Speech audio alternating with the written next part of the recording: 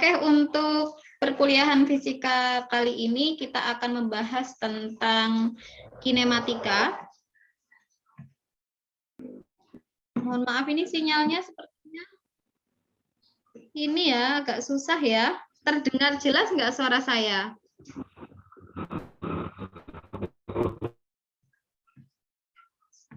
Terdengar jelas?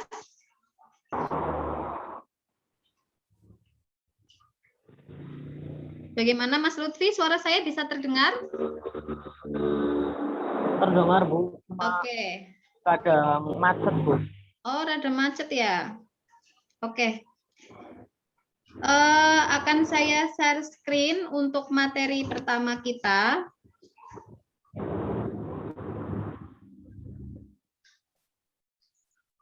Karena di sini posisinya sedang hujan, mungkin berpengaruh juga ke sinyalnya.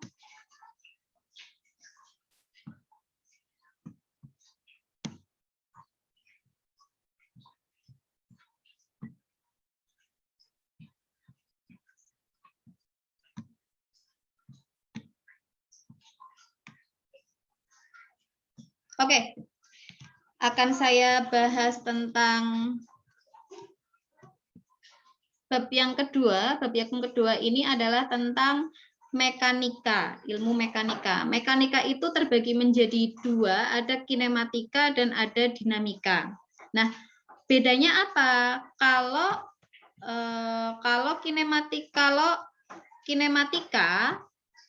itu merupakan ilmu, salah satu cabang ilmu fisika yang mempelajari tentang apa saja yang ada di benda bergerak gitu. Atau di sini disebutkan deskripsi gerak partikel atau benda.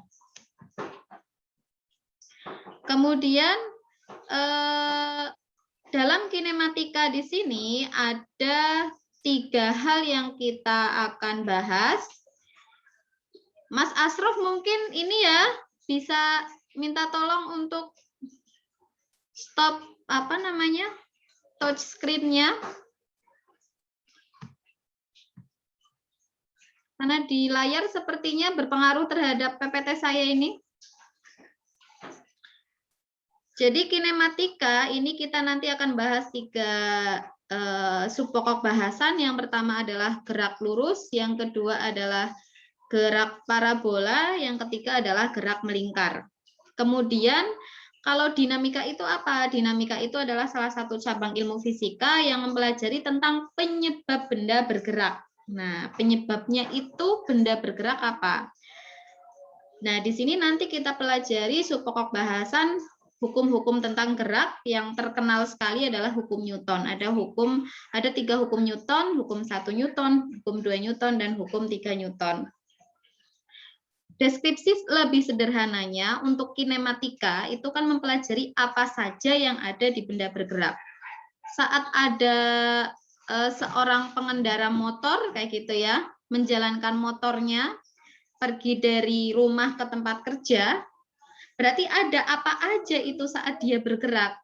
Yang pertama adalah misalnya posisi awalnya di rumah. Kemudian posisi akhirnya dia di tempat kerja. Kemudian saat jalan itu ada apa kayak gitu. Oh, saat jalan dia memiliki yang namanya kecepatan motornya itu berapa atau speedometer yang ditunjukkan itu kan merupakan skala kelajuannya. Oh, dia berjalan dengan kelajuan sekitar 80 km per jam gitu. Kemudian waktu yang ditempuh dari tempat kerja, dari rumah sampai tempat kerja itu berapa menit? Misalnya 30 menit. Terus jarak dari rumah ke tempat kerja itu berapa kilometer. Nah, itu adalah hal-hal yang ada di benda bergerak. Kemudian kalau dinamika yang tadi saya sebutkan adalah mempelajari tentang penyebab benda bergerak. Yang menyebabkan benda bergerak itu apa? Jadi kalau misalnya saya punya buku, kemudian buku saya taruh di atas meja, gitu ya. Kemudian saya pengen buku ini bergerak nih. bergerak geser sedikit ke arah kanan. Maka bagaimana caranya biar buku itu bergerak? Maka saya berikan suatu aksi atau suatu sentuhan ke buku tersebut yang diam di atas meja. Mungkin bisa saya tarik ke arah kanan atau saya dorong ke arah kanan. Oh, berarti yang menyebabkan buku atau benda tersebut bergerak adalah sentuhan. Sentuhan berupa dorongan atau tarikan yang disebut dengan gaya. Jadi, hal utama yang menyebabkan benda bergerak pertama adalah adanya gaya.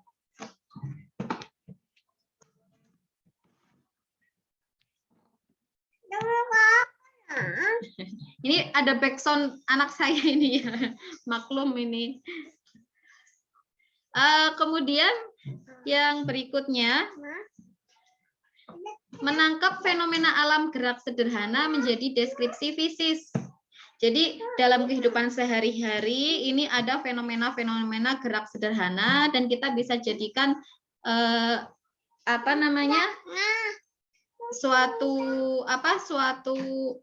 fenomena fisika kayak gitu. Nah, deskripsi fisis ini yang pertama dari penjabaran dari pengamatan fenomena alam yang bisa dinyatakan dengan angka melalui penyimbolan atau variabel atau formulasi. Nah, kemudian informasi tersebut terekam. Waduh, ini ada asistennya ini. Informasi tersebut terekam. Aman, Bu, aman. Oke, jadi contohnya nih.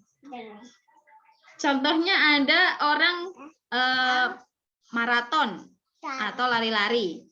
Dari kiri, di mana posisi awalnya 0, kemudian di sini posisi akhirnya berjarak 50 meter. Nah, kemudian dia kembali lagi misalnya. Maka fenomena yang kita tangkap, di sini dia awalnya lari nih, kemudian dia kembali lagi itu jalan. Fenomenanya dia itu pertama mempunyai kecepatan yang lebih besar, gitu ya, karena dia geraknya lari. Kemudian karena dia jalan,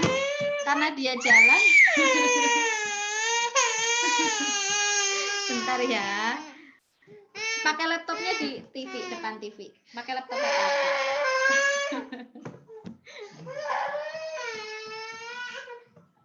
Oke, karena dia baliknya itu jalan, maka kecepatannya pasti lebih sedikit. Oh, berarti awalnya dia cepat, kemudian dia bergerak melambat. Ada kecepatan dan ada perlambatan, seperti itu. Kemudian dia lari dari posisi awal sampai kemudian di sebelah kanan menempuh 50 meter, berarti kan itu jarak yang ditempuh dalam waktu tertentu. Terus balik lagi juga ke posisi yang awal dan juga butuh waktu lagi. Nah, berarti ada kecepatan, ada perlambatan, ada waktu, ada jarak. Itu yang kita bisa tangkap secara fisika dari fenomena-fenomena di sekitar kita. Nah, kemudian ini sudah saya jelaskan tadi, jadi saya lewatin. Parameter gerak partikel, besaran fisis dari partikel atau benda yang bergerak, ini parameternya apa saja. Yang pertama adalah kedudukan atau posisi yang seperti saya jelaskan, ada posisi awal dan ada posisi akhir. Kemudian kalau di sini disimbolkan dengan posisi awalnya R1, posisi 2-nya adalah R2. Kemudian partikelnya bergerak dengan kecepatan tertentu. Misalnya partikelnya dari sini nih, bergerak ke sana. Kecepatannya ini sebesar V, karena gerakannya dia arahnya mendatar. Kemudian ada percepatan. Percepatan jika dia bergeraknya semakin cepat. Dari posisi pertama ke posisi kedua, dia akan turun, berarti semakin cepat. Percepatan itu simbolnya adalah A, akselerasi. kecepatan, posisi simbolnya adalah A. Nah, terjadi di sini nih. Sorry, tulisannya jelek ya. Oke, kemudian ada waktu yang ditempuh. Waktu yang ditempuh dari awal dia berlari di sini, awal dia bergerak sampai posisi yang kedua, di sini membutuhkan waktu sebesar delta T. Ini delta T. Nah, ini kalau kita gambarkan secara diagram. Nah, kemudian di sini hal yang perlu kita ketahui bahwa kedudukan atau posisi benda dinyatakan dengan vektor posisi R1 dan R2. Kenapa vektor posisi? Karena kedudukan atau posisi benda perpindahan itu adalah besaran vektor, punya nilai dan punya arah. Sehingga nanti dalam perhitungannya pun memperhatikan arahnya terlebih dahulu. Nah, perpindahan atau simpangan di sini merupakan selisih dua posisi. Ini disimbolkan dengan delta R. Ini adalah perpindahannya. Ini perpindahan. Kemudian R2 adalah posisi akhir. R1 adalah posisi mula-mula. Nah, pada saat T2, pada saat waktu T2, waktu pada posisi akhir, ini, dan pada saat T1, posisi awal, waktu yang diperlukan untuk bergerak dari titik atau dari posisi awal ke akhir juga merupakan selisih dari waktu akhir di posisi akhir dikurangi dengan waktu pada saat dia di posisi awal.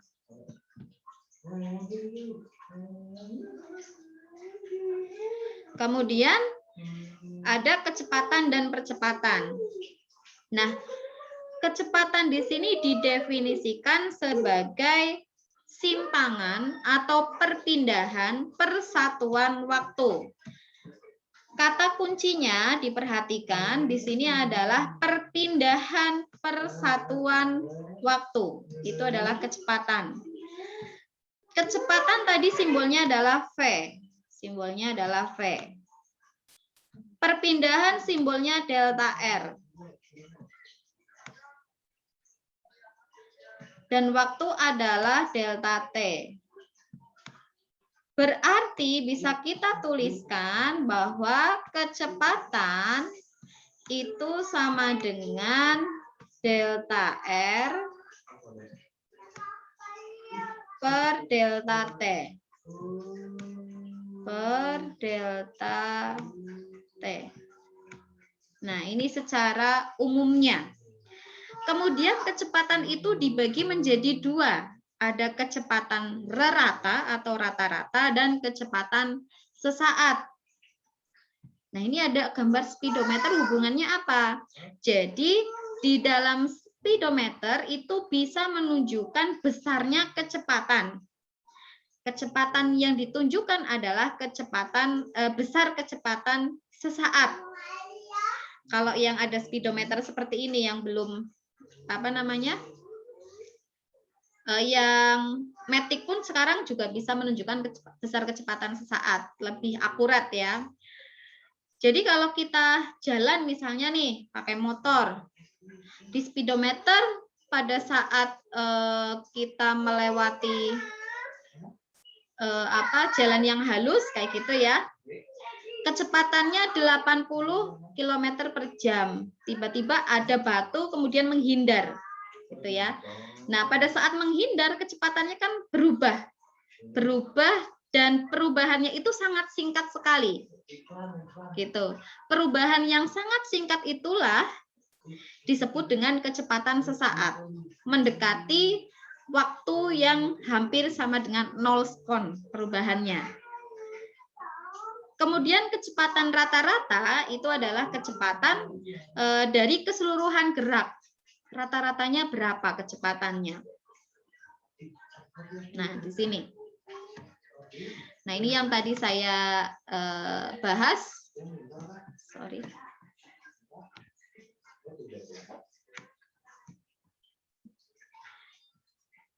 Bahwa kecepatan rata-rata adalah kecepatan dalam selang waktu tertentu. Berarti dari awal sampai dia akhirnya berhenti kayak gitu. Nah, itu adalah kecepatan rata-ratanya. Kemudian kalau kecepatan saat itu adalah kecepatan yang terjadi sangat singkat perubahannya. Nah, di mana di sini dirumuskan bahwa kecepatan sesaat Weber, ini bacanya Weber, sama dengan fungsi limit. Karena perubahannya itu sangat singkat sekali, waktunya itu hampir mendekati 0. Limit delta T 0, delta R per delta T. Fungsi limit ini jika kita kerucutkan merupakan fungsi dari turunan posisi terhadap waktu, sehingga kecepatan sesaat itu merupakan turunan dari perubahan posisi atau perpindahan terhadap fungsi waktu. Kemudian ada percepatan. Nah, di sini percepatan merupakan perubahan kecepatan. Nah, ini kata kuncinya. Perubahan kecepatan. Perubahan kecepatan kalau berubah itu kan pasti simbolnya delta. Karena ini merupakan simbol dari definisi perubahan. Delta kecepatan. Kecepatan itu berarti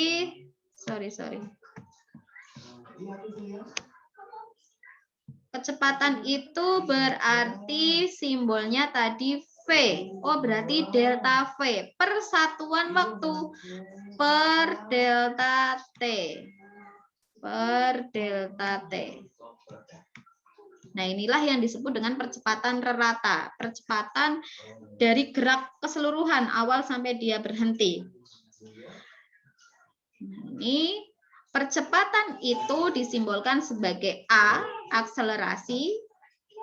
Kalau kecepatan, sorry tadi saya salah menyebutkan, kalau kecepatan itu velocity, sorry.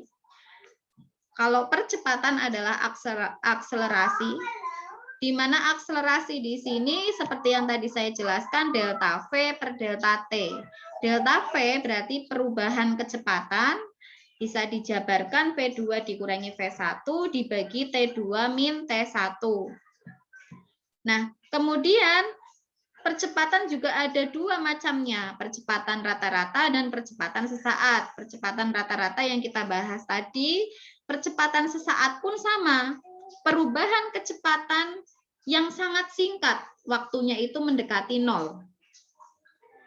Nah, dinyatakan sebagai ABAR sama dengan fungsi limit delta T mendekati 0 delta V per delta T. Sehingga nih fungsi limit ini kita ubah menjadi fungsi turunan, dan kesimpulannya bahwa percepatan sesaat merupakan turunan dari kecepatan terhadap fungsi waktu. Sini.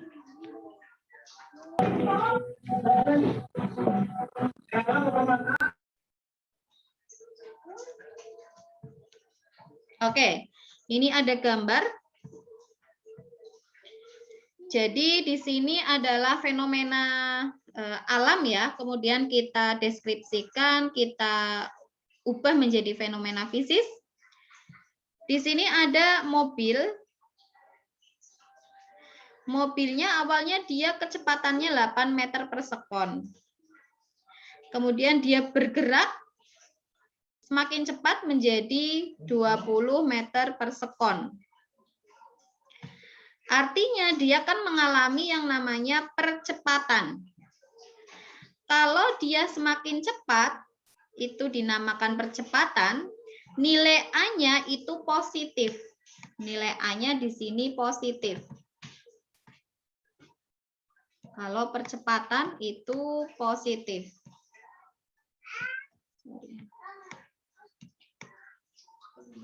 Nah, kemudian di sini perubahan kecepatannya jelas kita tahu 20 kurangi 8, oh 12 meter per sekon. Gitu. Kemudian yang kedua di sini ada mobil kecepatannya 20 meter per sekon, kemudian dia berubah kecepatannya menjadi 8 meter per sekon. Berarti kan dia melambat. Melambat berarti di sini nilainya pasti akan negatif. Namanya perlambatan. A-nya di sini negatif. A-nya akan bernilai negatif. Nah, kalau percepatan, arahnya itu, percepatan itu kan besaran vektor, punya arah dan nilai. Kecepatan juga besaran vektor, punya nilai dan arah. Kalau dia kecepatannya arahnya ke kanan semua, kecepatannya di sini kan ke kanan, maka percepatannya pun arahnya ke kanan.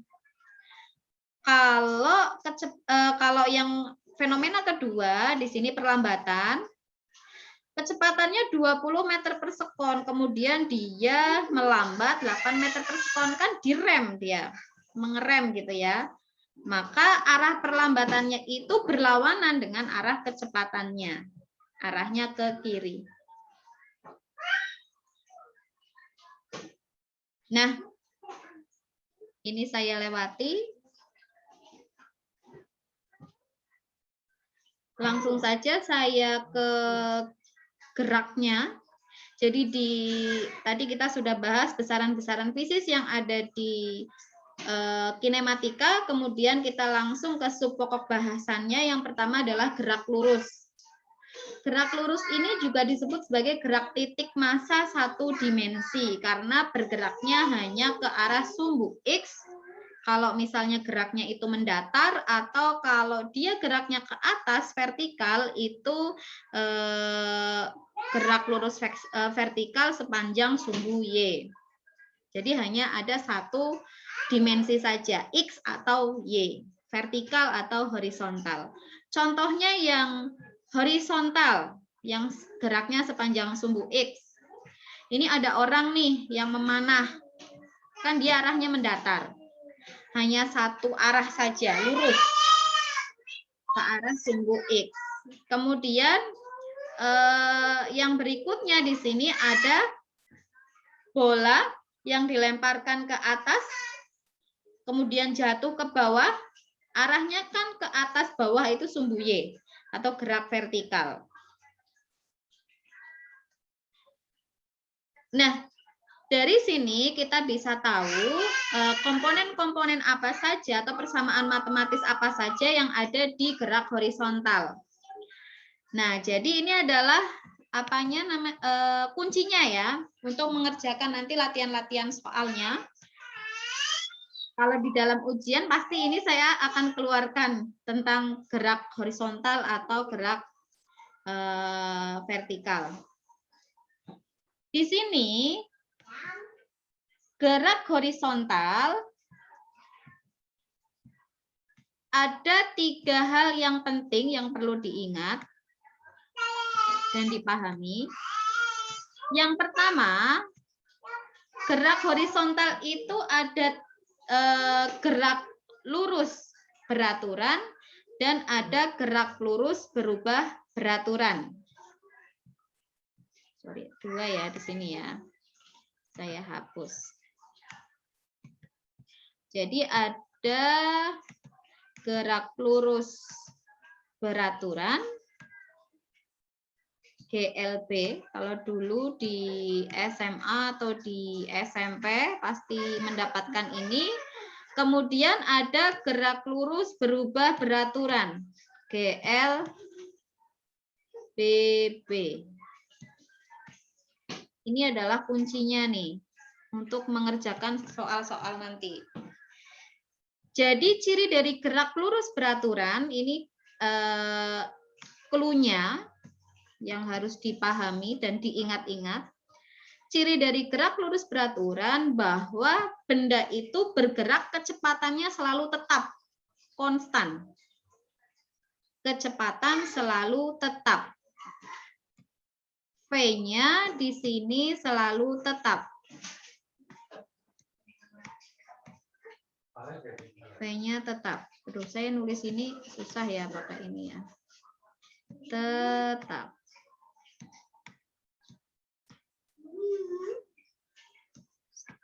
Oke. Kalau gerak lurus berubah beraturan, berubah. Oh, berarti ada yang berubah. Yang berubah apanya? Sama V-nya di sini. Komponen apa? Besaran V-nya yang berubah. Jadi, sorry. Coba saya pakai. V-nya di sini berubah. Berubah. Kelamaan kalau pakai. Oke. Ini adalah cirinya dari kedua GLB dan GLBB. Kemudian di gerak lurus beraturan, karena kecepatannya selalu tetap, maka nilai V-nya itu hanya ada satu persamaan matematis. V sama dengan delta X per delta T. Rumusnya cuma satu tok. Itu kalau GLB, sorry. Nah, kalau GLBB karena dia kecepatannya berubah, berarti kan ada dua kondisi. Misalnya nih, saya mengendarai mobil, kemudian saya melewati tanjakan. Berarti kan mobil saya akan melambat. Oh, ada perlambatannya. Kemudian ada turunan. Oh, berarti ada percepatannya. Nah, pasti di sini persamaan matematisnya tidak hanya satu persamaan matematis seperti GLB. Nah, persamaan matematisnya kita lihat dulu. Dia mengalami peristiwa perlambatan atau percepatan. Persamaan matematisnya ini yang saya yang saya bintangi ya, biar saya tidak usah menulis lagi. Ini adalah GLBB, yang ini adalah GLBB, ini adalah GLBB. Nah, ini adalah GLBB. Yang ini juga sebenarnya GLBB, cuma langsung saya arahkan ke persamaan yang pertama, persamaan yang kedua, ini kedua, dan persamaan yang ketiga. Ini kalau misalnya kalian namanya nanti ujian, misalnya close book harus dihafalkan.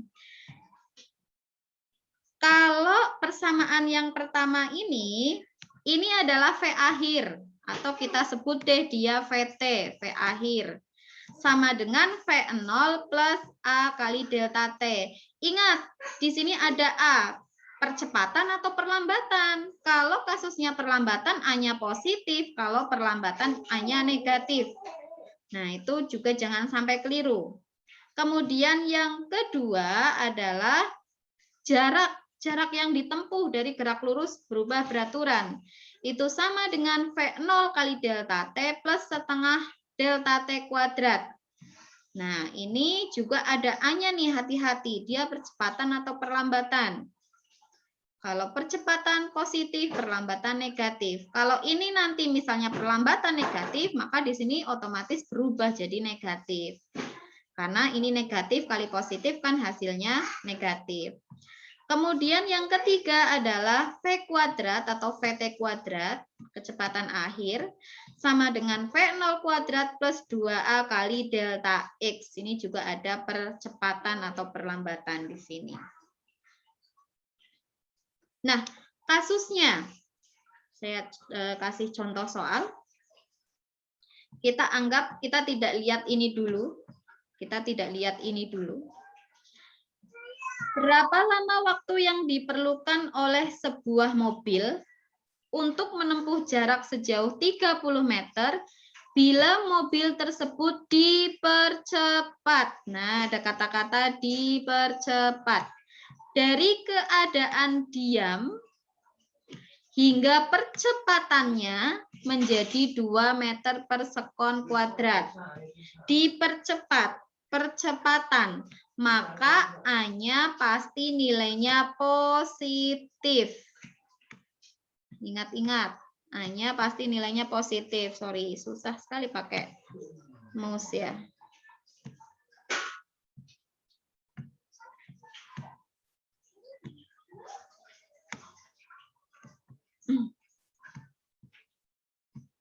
Jadi di sini A-nya pasti nilainya positif. Positif berapa? Oh, positif 2 meter per sekon kuadrat. Sudah ada di situ. Nah, kemudian apalagi besaran fisis yang ada di soal? Jarak sejauh 30 meter. Oh, jarak. Jarak itu adalah X atau delta X. Delta X-nya adalah 30 meter. Nah, kemudian yang ditanyakan adalah berapa lama waktu yang ditempuh. Oh, berarti kalau berapa lama waktu yang ditempuh yang ditanyakan adalah delta T. Atau dituliskan T saja juga boleh. Delta T-nya berapa? Maka pasti ini adalah gerak lurus berubah beraturan, bukan GLB lagi. Kita sudah tidak pakai itu. Ada 3 rumus yang kita gunakan. Nah, kira-kira yang masuk yang mana? Kita lihat besaran fisis yang ada, kemudian kita klopkan dengan besaran fisis yang ada di rumus.